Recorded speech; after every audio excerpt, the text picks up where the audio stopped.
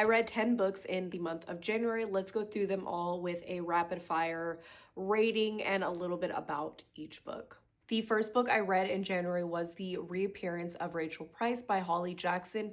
I loved this book. I gave it 5 stars. 18 years ago, Rachel Price vanishes without a trace. At 18 years old, Rachel's daughter is in the midst of filming a documentary about Rachel's disappearance. When Rachel suddenly reappears, and it opens up a can of questions about where Rachel has been for the last 16 years, what had happened to her throughout all those years.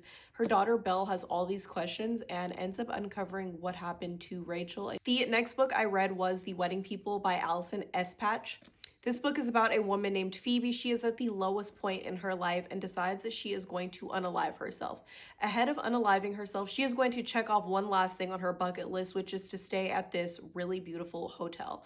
Little does she know, the hotel is full of people that are attending this wedding. She ends up running into the bride in the elevator, and things just end up not going as planned for Phoebe. The next book I read was Bad Mother by Mia Sheridan. I gave this one 2 stars. A detective that ends up moving back to her hometown, and she has to uncover who is unaliving and taking all of these women. At each crime scene, there is some type of note or clue there that is left specifically for this detective that really personalizes all of these unalivings. I felt like there was just a lot to follow here. There was a lot of layers in here that I started to get really confused. I felt like the storyline was there. I just don't know if the execution was there. Next book I read was The Right Move by Liz Tomford.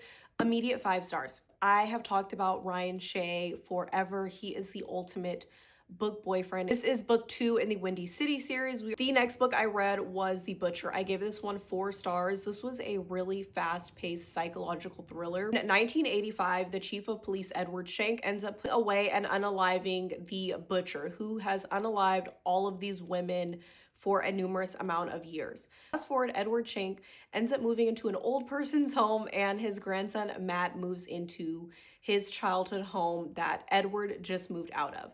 Keep up with me. Everything in Matt's life is going on the up and up. He just got signed to this Food Network to do a little show, and everything seems like it's going great until Matt uncovers this buried box in his property that is going to change the trajectory of his whole life and everyone involved. Next book I read was Into the Dark by Jessa Hastings. This is the 5th book in the Magnolia Parks universe. I ended up giving this one 4 stars.